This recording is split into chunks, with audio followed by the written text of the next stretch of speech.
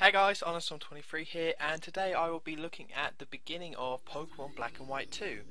Now, of course, this is not an English game. This is the Japanese version because that's the only one that's out at the moment. And of course, this isn't an actual copy. This is a ROM, but I will not be posting a link to the ROM just because that doesn't seem to be a good idea. So, if you really want it, send me a message on YouTube, and I will send you the link back. I just don't want to, just have the link there in the description. So straight away we got this beginning intro, which is completely different to the one in Pokemon in the original Black and White, because in Black and White they set the whole story up for the whole history of N, but in this one it seems to be more about, hey Pokemon, woohoo, we're gonna battle these. Look at these all legendary Pokemon. So it's a bit different, but it's kind of short and it's kind of nice. So, and yeah, this is the white version. Although in this video, I don't think it makes a single bit of difference which version you pick. Now, also straight away, I want to say is that this is not a Let's Play, so there will be some erratic edits because this is just I just want to show off the beginning of this game rather than actually have me playing it myself, so it's post-commentary, and I will see, like there, I just make random cuts because there's quite a lot of boring parts, and you don't want to see all of it really. This is about the features and about what happens in the game. Straight away you get to pick a boy and a girl. Obviously, been able to do that since Pokemon Crystal, so that's quite nice. These are just two new characters, you're not the same characters as before. And also I want to say, if I get any information wrong, I'm sorry, but I can't speak Japanese. I'm English, I can't speak Japanese. So if you want a lot of hard concrete information, I recommend going to bulbapedia.com or bulbapedia.bulbagarden.net, and you can actually read concrete details about everything, but I'm just trying to do my best here, guys. So that guy that we saw before was the rival of the series, which seems to be a bit more aggressive, which I like. He doesn't actually really seem to be a good friend of yours, although again I can't read Japanese, so yeah, if there's any mistakes I make, leave a comment below and correct me. I won't take offense to it because you're not insulting. Just like in the original Black and White, there are seasons again. I'm assuming they work in the same way, but I never really understood how they worked when I played Pokemon White, because they seem to be really inconsistent all over the place. But it's a pretty nice intro. We see the first city in the game, which is pretty cool. It's kind of, they didn't have any Pokemon feature in this little intro bit. It's more about focusing on your house, which is kind of a shame because I thought it was really cool in the Black and White opening how P-Dove flew. Just like, you saw a bunch of them and then they flew away. I would have quite liked to have seen something like a Rattata, like a group of Rattata running away. But what we have here is your mum. That is your mum in the game, and she is standing outside your house. She makes a phone call, as you can probably heard the phone noises. Before, I'm not 100% sure what she is talking about, so if you know, leave a comment. But pretty much any second now she's going to enter the house and rescue your lazy ass.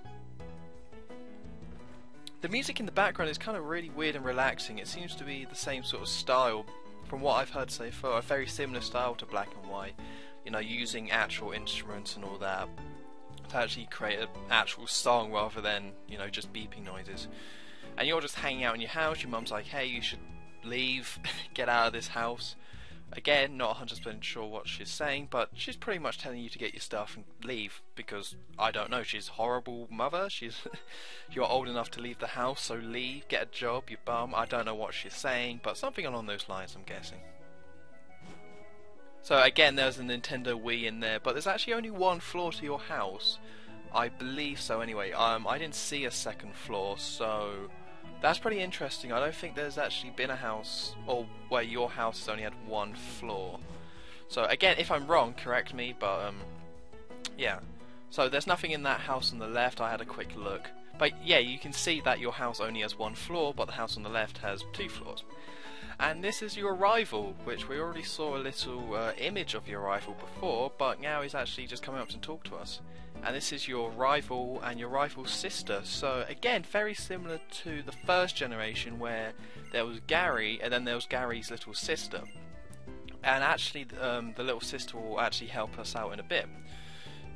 But now your rival's following you because pretty much what you now have to do now, you can explore this city, but there's really not that much to do, and he will block you from going to certain places, this guy. Because obviously you're meant to be doing something in particular, so you can't go to the Pokemon Center. This place right here is actually the first gym in the game, because this city, Asperta City, as I'm reading off the internet, is actually very interesting because it's the first city that you start in. There's been no Pokemon game where you start in a city. It's clearly the biggest area, starting town, because it's a city. There's concrete, which hasn't been like in any of the Pokemon games starting cities. And there's the gym. So the first gym's actually in the place you start, which is really interesting. So yeah, already they're kind of changing it up. Obviously they're not changing up the formula too much, but it's kind of nice that they changed it. So after a bit more exploring, I didn't really find much. There's probably a couple of things you can pick up, but I didn't see anything too important. Up there is Route 19. Again, this is based off, in Pokemon Black and White, they started again with the route numbers, so, Route 1 was Route 1 before, but now, because, this is the second game, we're actually at Route 19. And you come up here, we've got a very nice view of trees and a lake, and we actually find Bianca from the first game, who's your rival, or was one of your rivals and best friends. So after some jibber jabber, again, I made a little cut there, got a bit boring, She's actually the one to offer you your first Pokemon. They decided to just stick with the same original starters from Black and White, so you got Tepig, Snivy and Oshawott, which is cool. I have no problem with that. The fact that this is still 5th generation means that it does make sense that you have the same starters. I mean, it'd be nice to have some of the other starters in the other games, but I have no problem with it, so I just went for a Snivy because I've already played Black and White with an Oshawott and a Tepig, so I thought screw it, I went for Snivy. I didn't pick it for any real particular reason. Now I'm guessing what happens here is that your rival is annoyed that you got a Pokemon and demands his own Pokemon. That's what I'm guessing what happens. That does seem to be what's going on, because I don't think your rival is supposed to be a nice guy. He's supposed to be like Gary and Silver from the first 2 generations. So I believe he wants a Pokemon, demands it, he gets it, of course he picks the opposite one to you, and this is the first battle, and the first rival battle. And I have to say, very cool music. Really is completely different to anything else we've seen. I know earlier I said that the music is similar to Black and White 1, but this battle music is really cool. It's completely different, and I really like it. I know a lot of people out there are probably going to hate it and think, what's going on with that synth? But I think it's pretty cool. So I didn't hang around, I made another cut there because it's a rival battle, exactly the same sort of deal. You just keep using Pound. I think that's the attack Snivy has. And I believe Tepig has Scratch. From the animation it looks like it has Scratch. And you win, and you actually almost get to level 7 if you win. So definitely worth your while winning, and it's quite hard to lose that battle as long as you keep using Pound, but I've seen people lose it before. In the 3rd generation I lost that beginning battle quite a few times. But now, see, I do like this intro overall, but now we have the tutorial. We're still in the tutorial stages. Bianca takes us to the Pokemon Center and shows us all the stuff that this place can do. They're exactly the same as they were in the last game.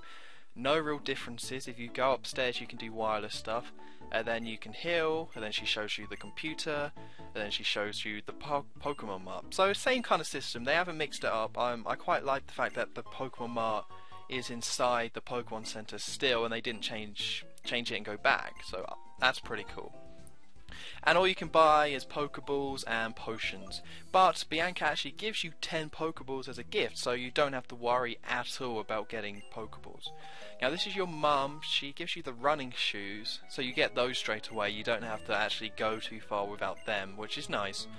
And then Thingy's little sister gives you this thing, which I can't remember what it is at the moment, but we will use it and we'll look at it at some point. So So yeah, that's most of the tutorial done now. So now you can leave Route 19 with your Snivy or Tepig or what Oshawott in hand.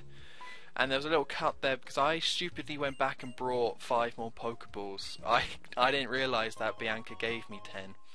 But this guy gives you something which I can't really remember. It might be a potion, maybe. I'm not 100% sure on that. I'm just going to have a quick look now. But yeah, here's Snivy, and here's all the stats. Of course, it's all in Japanese, so you can't understand a lot of it. But yeah. So, and then these are the menus, not too much to really talk about there, they're just pretty standard menus. And then Bianca's waiting for you, and unfortunately they kept in the tutorial for catching Pokemon. Not too sure why at this point, it just seems really redundant that they would do this at this point. I mean, and the fact that they force you to do it. Interestingly though, Bianca, this is set, I think, 2 years after the original games, and Bianca has a level 5 pip up. I'm assuming she actually does have a really big squad, a better, squad of Pokemon. Although if I remember correctly, she wasn't a trainer by the end of Black and White. I can't remember what she went into at this point. I haven't played that game in a while, but yeah, so she's just helping you out. Or, yeah, she becomes the professor's assistant, so I'm assuming that's why she's in town handing out these Pokemon, because she became that professor's assistant. But in case you don't know, that's how you catch a Pokemon. Although if you're watching this video, I would hope you knew that already. And after that, she says some more stuff and then leaves. Which is nice. Got stuff to do. Pretty short tutorial, relatively speaking, because now we are just on our way. And in this route, this is Route 19, the first route in the game. There's 2 types of Pokemon you can catch here, only 2. First being Purloin. Purloin is the first Pokemon I walked into, so I thought level 2 I might as well catch it. If I wasn't recording myself playing this and just playing it casually, I probably wouldn't have caught this Pokemon at all, but I thought might as well, it's the first Pokemon I ever see, I might as well pick it up. Although of course you can hold out for higher level Purloins if you were really going to add it to your squad, but I'm not a big fan of them, so I just caught it just for a laugh really, mostly. But the other Pokemon, there's only 2 Pokemon in this route. The other Pokemon, you can probably guess it, is Patrat from the 5th generation. So far we've only seen 5th generation Pokemon, and we actually will only see 5th generation Pokemon in this part. But trust me, if I do a second part of this, there will be other Pokemon. No spoilers. So level 4 Patrat, I actually caught it to put onto my team, because I remember playing Pokemon Y, I actually thought Patrat was pretty good. I eventually got rid of that Patrat in my squad, but at the time I liked it. I thought it was cool, so level 4 I decided to catch it. So yeah, that's 2 Pokemon, although if you don't have to really worry about adding any of those Pokemon to your squad. From what I've played, that there is more Pokemon coming up that you can catch. I think Black and White was very limited in how many Pokemon you could catch at the beginning of the game, but this one kind of changes that. So there's the champion. Or the former champion, I should say. I'm not too sure how that works. Or Alder, you should recognise him from the first game. He's checking you out for some reason, which isn't cool. And then he's saying, come over here. So yeah, this is where I'm going to end off the part. So thank you very much for watching. If you want to see more of these, leave a comment below.